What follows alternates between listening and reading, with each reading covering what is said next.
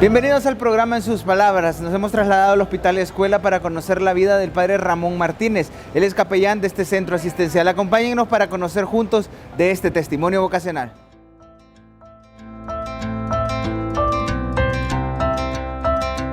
Ya estamos en el interior del Hospital Escuela. Aquí vamos a conversar con el padre Ramón Martínez para conocer sobre su vida, sobre su ministerio sacerdotal y el apostolado que realiza en este tipo de lugares. Padre Ramón, gracias por atendernos. Un gusto estar con usted. Vamos a iniciar nuestra plática, padre, preguntándole quién es el padre Ramón Martínez. Pues es una buena pregunta, pues yo soy un cura que tengo ya cumplido 58 años. Y con 30 ya de ejercicio, más de 30 de ministerio, y que mi origen es español, pero que en el misterio del designio y de los caminos de un Dios que nos va trabajando en la historia, me trajo aquí, cuando no tenía ni idea de que podría desarrollar mi vida acá. Llevo ya más de 26 años acá. Ya iremos conociendo estos detalles, padre. Nos dice, es de origen español. ¿Cómo fue esto? Cuéntenos de dónde es exactamente, cómo está constituida su familia. Yo soy de un pueblo de la provincia de Granada. Esa palabra provincia es un término, una figura que no se conoce aquí por lo de departamento y municipio. Es dentro de la región o departamento de allá de España, de Andalucía, del sur. Soy de la diócesis de Guadix. Y aunque lleve más de 25 años acá, siempre pertenezco allá, de manera así formal o oficial. En esa diócesis es de los puntos más antiguos por donde se introdujo la fe. Es una diócesis pequeñita y que decidió hermanarse con Honduras, con Tegucigalpa, por aquello de la misión y que teníamos la ventaja del idioma y de poder apoyar porque no había tantos sacerdotes. Y eso hizo que el padre Patricio y yo nos animáramos a venir aquí a esta tierra. De ahí es su familia, ahí está también. Sí, bueno, mi padre hace 45 años más o menos decidió llevar toda la familia por el tema económico y del trabajo, a la costa levantina, cerca del Mediterráneo, la comunidad autónoma, según los nombres de allá, del Levante, en Valencia y Alicante. Entonces mi familia ya se estableció allí, pero mis raíces siempre han sido de Guadix, como les digo, en Granada, en el sur de España. O sea, mi estudio, mi formación fue allí. Queremos conocerle, padre, y por eso preguntamos cómo fue esa infancia suya, tanto ahí o donde le ha tocado vivir. Pues mi infancia, vamos a ver, ¿cómo les puedo contar? Esto es como empezar a desnudarse, digo yo, como sin pudor, aquí en público, ¿no? Yo soy el segundo hijo de una familia de 3 hermanos, mi padre y mi madre, gente sencilla. Mi padre fue emigrante en Holanda y en Suiza. Al final decidió establecer toda la familia, como le decía antes. Desde joven tuve inquietud de fe. El Señor va clarificando un poco los caminos. Tengo una hermana que es mayor que yo, que es enfermera, y un hermano menor. Estamos muy unidos. Ellos y todo en general, mi padre y mi madre, han sido siempre muy respetuosos en los senderos por donde iba llevando mi vida.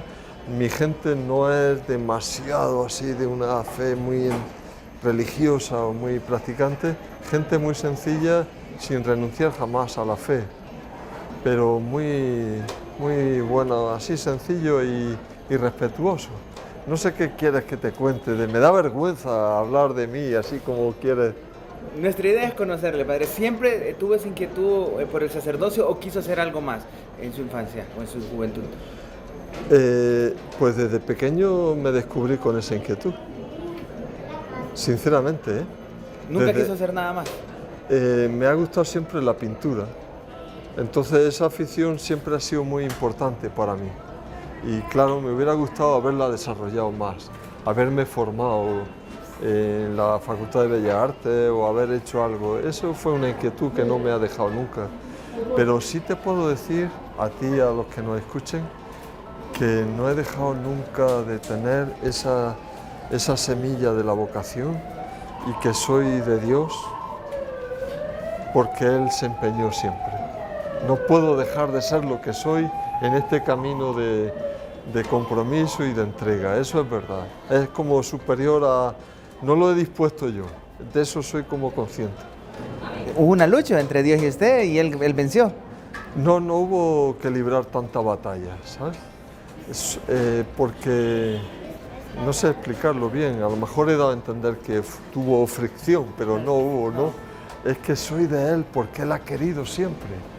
Y hasta cierto punto no quiero alardear de nada, he sido más o menos dócil a eso. He llevado un camino, una secuencia en este compromiso de mi vocación, solo cuando acabé tercero de teología, me planté a modo casi de rebeldía, entre comillas, para decir, bueno, voy a ver si esta secuencia de mi vida donde Él me cogió, me agarró, es real. Y yo mismo provoqué un corte, pero no es lucha. Yo provoqué un corte para decidir si de verdad mi camino definitivo a partir de ese momento iba a ser por aquí. Pero ya iba encauzado. ¿A los cuántos años ingresó al seminario, padre? Pues yo ingresé en el seminario menor a los 12 años.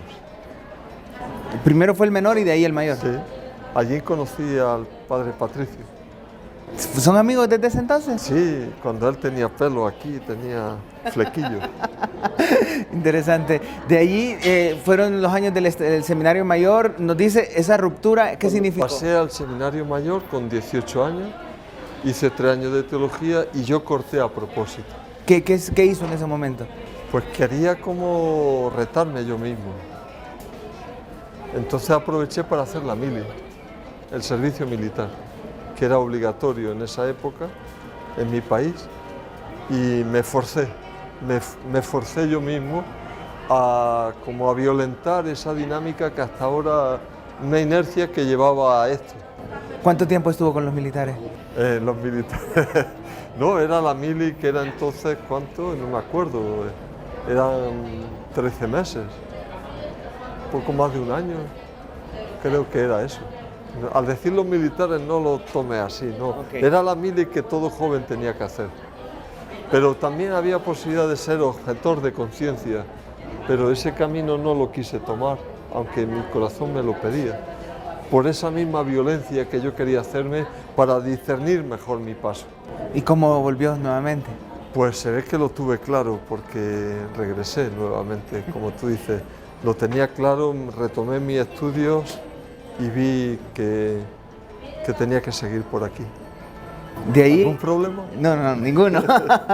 Es ordenado diácono allá en España. ¿Cómo fue todo esto? Sí, me ordené de diácono y llevé la secuencia de los procesos que se viven para ordenarse. 6 meses estuvo de diácono. No, un año. ¿Un año? Un año de aterrizaje allí. La práctica que había en mi época es un aterrizaje pastoral que coincide con un año completo de diaconado. ¿Qué recuerda? ¿Alguna anécdota, padre, de ese momento? De mi diaconado, recuerdo la alegría de ser joven. No sé si eso suena muy a poesía. La alegría de la juventud, la alegría de apostar por algo que merece la pena, las ansias de ayudar, de acompañar. Estaba con un cura mayor que era bondadoso, que había sufrido,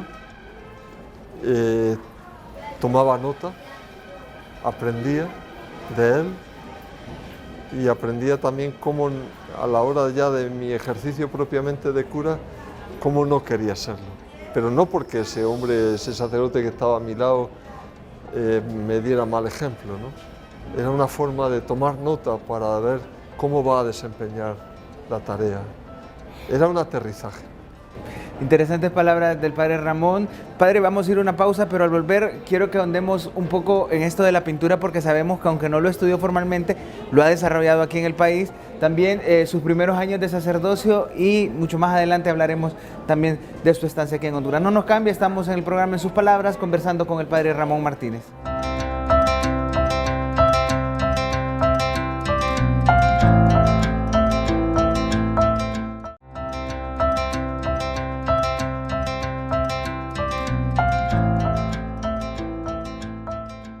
Seguimos conversando con el padre Ramón Martínez. Padre, estamos por uno de los pasillos del Hospital y Escuela donde usted realiza su capellanía, el acompañamiento, y hay un centro de escucha que más adelante vamos a ahondar en todo este trabajo pastoral. Pero mientras caminamos por estos pasillos, padre, ir conociéndole, antes de pasar a la etapa sacerdotal, nos quedaba una pregunta como muy obvia. ¿Alguna travesura durante la infancia que nos quedamos a deber eso en el primer bloque? Ay, Dios mío, no sé decirte de... Yo era un chico bueno, ¿sabes? Buenecillo. Travesuras como tal, no sé qué decirte. Sí, tengo algunas travesuras, claro. No sé. Yo ¿Siempre ha sido reservado, padre? siempre he sido reservado. Yo recuerdo una anécdota que no es travesura. Me acuerdo que era pequeño y estaba con una noche de verano. Estaba jugando con unos amigos, me lo pasé tan bien, que al final quedamos todos que el jueves siguiente íbamos a vernos. Habíamos jugado mucho y soñaba con que llegara el jueves aquel. Y resultó que cuando en la cita en el lugar de aquel día que habíamos acordado no llegó nadie. Entonces me empecé a dar cuenta, yo, el filósofo barato y chiquitillo, pequeño, que en la vida a veces lo mejor surge espontáneo, que uno quiere provocar y forzar cosas y no puede. Yo quería que aquella felicidad se repitiera, ya que me preguntas cosas de la infancia, ¿no? Aprendí a que las cosas llegan y las coge uno como llega, como viene. Vamos a ser muy espontáneos entonces en esta entrevista, padre, pero hablábamos antes de la pausa de su ordenación sacerdotal y sus primeros años de sacerdocio que fueron en España. Sí, pasé como casi 7 años en España. Después de estar un año de diácono con aquel cura mayor, estuve un año de sacerdote. Estuve 2 años con él acompañando y luego estuve 5 años más ya solo en un sitio que tenía muchas aldeas y llevaba ya la responsabilidad. Era un sitio entrañable y recibí muchísimo afecto de la gente y trabajé mucho con la infancia. No sé qué quieres saber más de aquella etapa de cura primerizo. Fueron años donde aprendió a ser sacerdote, podríamos decir. Entonces, Sí. su labor, además de los niños, ¿en qué se enfocaba? Pues la tarea parroquial, pastoral, de lo que se espera de un cura clásico de parroquia. Estaba aprendiendo, era una población mayor. Recuerdo que una de mis satisfacciones más grandes cuando me fui es que pude acompañar todo el colectivo de la infancia de las distintas edades y de la primera juventud, porque era un pueblo que su gente joven emigraba rápido, se iban a estudiar fuera a la ciudad. Entonces empecé a darme cuenta del tema del acompañamiento del dolor.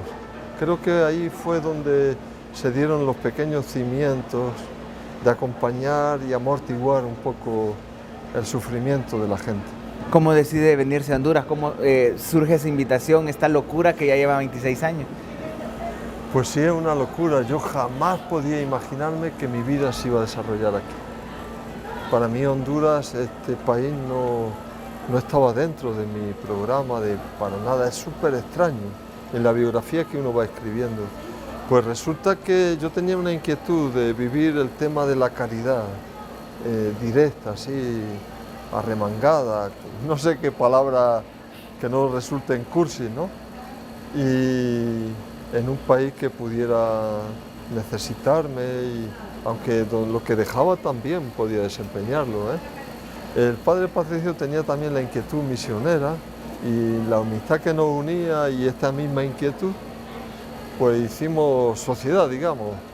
En la diócesis, a pesar de la tradición milenaria que tiene, no tenía claro un proyecto misionero que abriera horizontes.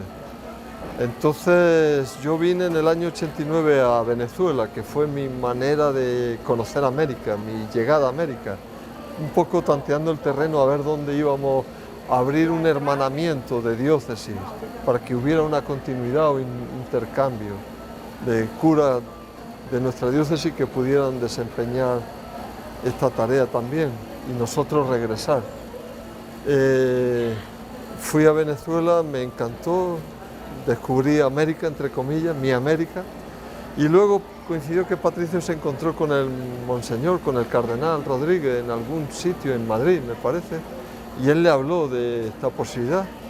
Entonces no le dimos más vueltas. La ventaja de que se habla español, de que hacía falta curas, de que también había necesidad, nos hizo decidir por acá. Cuando usted se vino, ¿era por algunos años o ya sabía que iba a ser tanto tiempo? Pues sí, en principio iba a ser por un poco de tiempo, porque el plan de ese hermanamiento era que veníamos y luego íbamos a ir rotando, que llegaran otros curas. Pero coincidió que el obispo de nuestra diócesis, cuando se hizo ese inicio, lo cambiaron.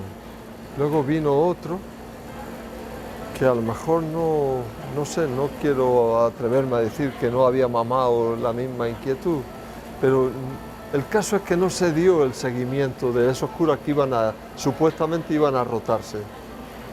También dependía de la gana o la iniciativa que tuvieran esos que fueran haciendo el relevo. No se dio.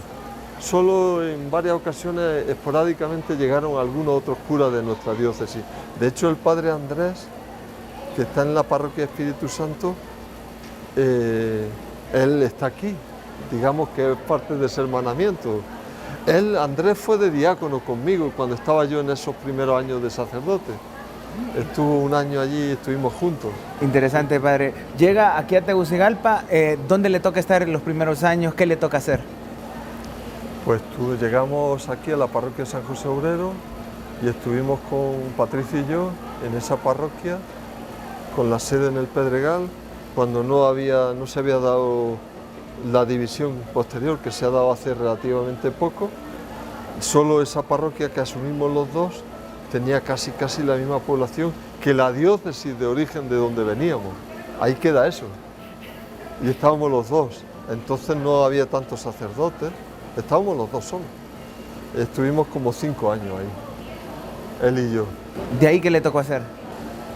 De ahí ya nos separamos Patricio y yo para asumir proyectos un poco diferentes. Yo abrí la Casa Zulema. Estuve 5 años en la Casa Zulema. ¿Cómo surge esa inquietud de la Casa Zulema, padre? Pues viene a responder a esas inquietudes que yo ya iba trabajando dentro de mi corazón. Lo de la caridad directa esa que hablaba hace un rato y lo del acompañamiento en el dolor.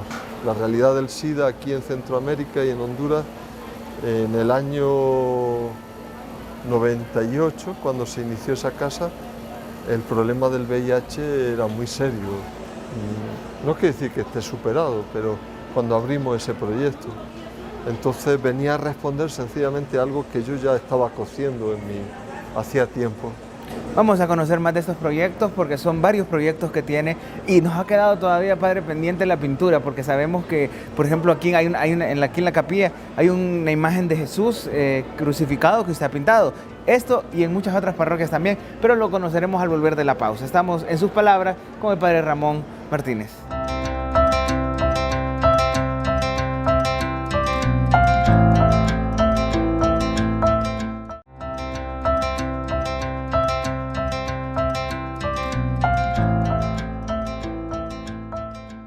Gracias por estar con nosotros en sus palabras. En este tercer momento nos hemos trasladado a la capilla San Rafael Arcángel, esta capilla que brinda alivio, que brinda consuelo a todos los pacientes del Hospital Escuela. El capellán, el padre Ramón Martínez, atrás de nosotros la imagen que les hablaba, este Cristo que está enfermo, podríamos decir, padre, o si nos explica esta imagen. Pues sí, es un poco un intento creativo, ¿no? de cambiar la iconografía clásica de los Cristos, quitándole la corona de espinas para poner una venda de hospital en la cabeza. Era algo que recordara así simbólicamente, pues que estamos aquí en el hospital y eso es el símbolo de la corona de espinas, una venda en la cabeza, sangrante, por cierto. Y ese color rojo de la pasión de la sangre, del sufrimiento, ¿no? Yo estoy contento con esa imagen, sí. Es también, muy impactante. También ese pequeño pantocrátor del ambón, que es un Cristo que bendice, no se aprecia tanto, pero que tenemos ahí en la palabra. Padre, y es que en sus primeros inicios aquí en Honduras empezó a desarrollar, bien nos lo decía en el primer bloque, que no fue formalmente que estudió la pintura, pero sí ha desarrollado arte aquí en Honduras. ¿Cómo ha estado esto? Bueno, porque el arte va conmigo, entonces me ha gustado mucho y no he renunciado jamás. Entonces siempre he pintado desde niño y aquí lo he desarrollado pues como he desarrollado mi vida, no por ser cura y aunque hubiera mucha tarea y tal, dije ahora no lo hago, no he tenido pereza para pintar y porque me nacía y me gustaba y me gusta. Entonces últimamente cuando puedo hago pequeñas cosas que ayudan o entrego regalos en algunos templos para aportar belleza o algo que sea significativo y me encanta hacer esos detalles. Hemos visto esos detalles en varias parroquias aquí en la arquidiócesis de Tegucigalpa. Padre, se empieza a separar del Padre Patricio en el sentido de los proyectos. Además de Casa Zulema, ¿qué otros proyectos comienza a desarrollar? No, estuve en Casa Zulema. Bueno, también abrí, entonces hace 20 y tantos años, abrí, digamos, un camino en el Seguro Social como capellán. La verdad es que allí no había habido nunca un cura y alternaba mi servicio en el Seguro Social de la Granja por iniciativa personal. Una vez a la semana iba allí y también acompañaba en la aldea Cerro Grande de Valle de Ángeles los domingos, celebraba además de Casa Zulema. Estuve centrado ahí, en Casa Zulema, abriendo el proyecto, que por cierto se hizo con dinero del 0,7 del presupuesto de la municipalidad de la ciudad de Elche, donde viven mis padres. Entonces había una ayuda así que se entregaba una cantidad de todo el presupuesto de la alcaldía de aquella población que es más o menos grande. Abrimos esos proyectos y intenté ponerlo en marcha y estuve acompañando 5 años. Y como le digo, iniciamos la presencia de la capellanía en el Seguro Social y en el Cerro Grande, que acompañaba también pastoralmente un poco. Sabemos también que abren una casa, padre, mucho más adelante me imagino, la Casa Belén, que queda aquí en Comayagüela. Pero es que pasó una cosa, Eddie, que cuando terminé los 5 años de Casa Zulema, Laura Sánchez, una amiga que había sido anestesista casi 30 años aquí, ella tomó el relevo de estar en Casa Zulema. Entonces yo tomé la decisión de regresar a España. ¿Cuánto tiempo estuvo en España? Estuve casi 2 años y un poco más. Asumí una parroquia allí de vicario y estuve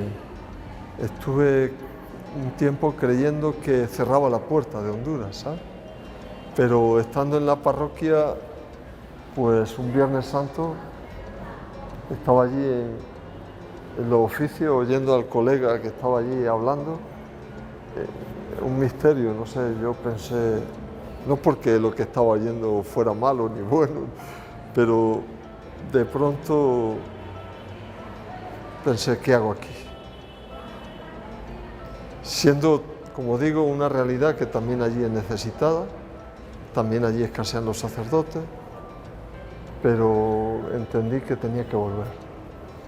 Acabé el año y en octubre, noviembre de aquel año ya me regresé aquí para iniciar, digamos, mi actividad en el 2006, que fue cuando se abrió Casa Belén. Ese lapsus no contabas con él, ¿eh? No lo contaba, ¿no?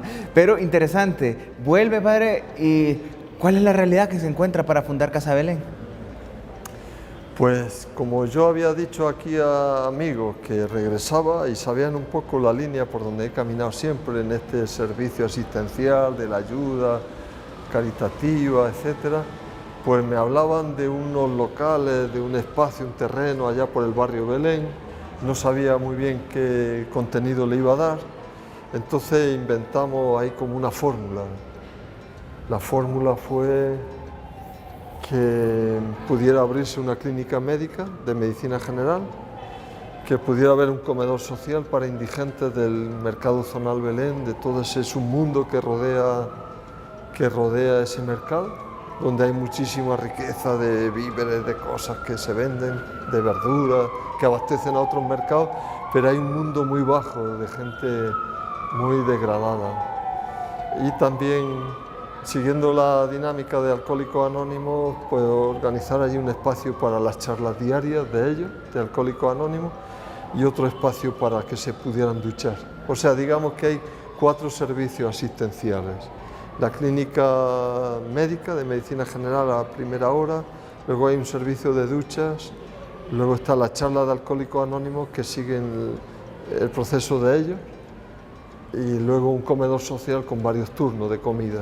A las 12 para mujeres y niños así muy pobres que pasan por ahí, y a la 1 para ellos. Y luego a última hora hay también un servicio para los rezagados, los que llegan más tarde. La tarde de los martes las misioneras de la caridad se aprovechan de las instalaciones de la casa para dar también una especie de cena. Y hay una media de 100 personas que atienden ellas la tarde de los martes. ¿Todavía sigue acompañando esta casa, padre? Sí, se abrió en el 2006 cuando llegué en esa segunda etapa y ese proyecto sigue adelante. Hay también un servicio de psicología, también los viernes, y una pequeña escuela de adultos los sábados. Padre, y sabemos que la pasión y Dios le ha ido llevando también a atender a los enfermos, porque es parte de su misión el ser capellán, tanto en el Seguro Social, aquí en el Hospital Escuela. ¿Encuentra la consolación ahí, de dar consolación, mejor dicho, a las personas como parte de su apostolado? Sí, nunca he dejado esa línea del mundo de los enfermos. En la Casa Belén pues también llegan personas muy rotas, ¿no? Entonces, ¿cómo diría yo? Es una manera de amortiguar un poco la realidad tan agresiva que sufrimos, sobre todo en esos ambientes. Es un poco como una primera línea de playa, La gente rica hace su casa mirando al mar y en sitios privilegiados, ¿sabes? Estar en primera línea de mar, de playa, como yo digo de broma, no es fácil. Para mí es una satisfacción muy grande poder afirmar que la Iglesia quiere estar en esa primera línea, aunque algunos puedan calificarla de puramente asistencialista, pero también entiendo que alguien tiene que hacer esa asistencia. No te puedes poner ahí en plan interesante haciendo preguntas para decir, ¿y usted qué va a hacer para promocionar su vida? Y pues tendrás que darle el famoso, ¿cómo es? El pescado ese para que coma inmediatamente, o poner la venda porque se está desangrando y se muere, ¿no? Alguien tiene que hacer esa intervención primera. Luego va a venir toda esa otra etapa de la promoción para que tú agarres tu vida y sepas pescar y tener pescado cada día. Si te dejan también, porque la injusticia es muy grande. Algo de lo que hace ahora con el centro de escucha aquí.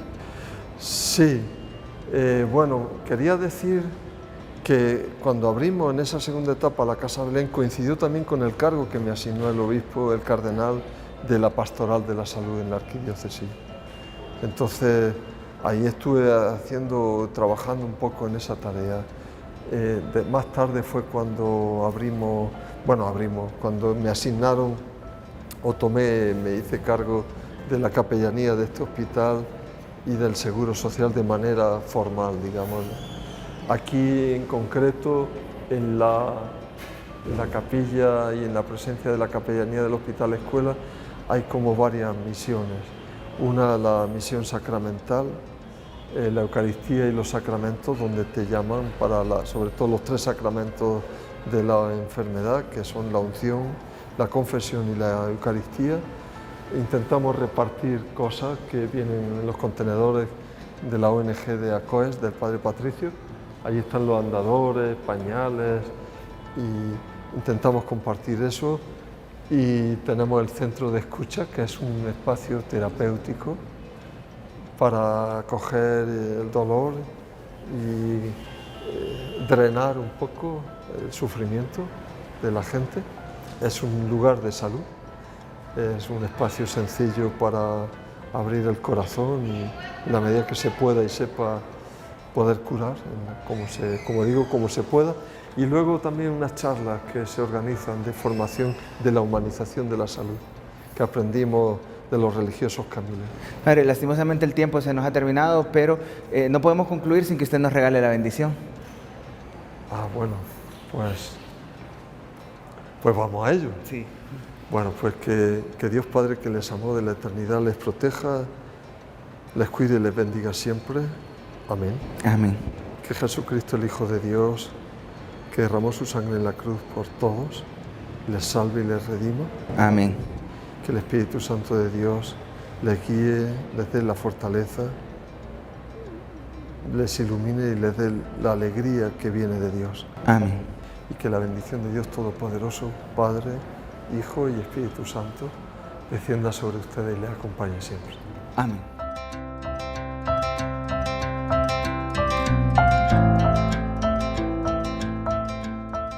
Desde este centro asistencial del país, donde el padre Ramón Martínez funge como capellán, trayendo alivio y consuelo espiritual, vamos a concluir otra edición más del programa En sus palabras, no sin antes invitarles a seguir rezando por nuestros presbíteros, porque recordemos que la mies es mucha y los obreros siguen siendo muy pocos.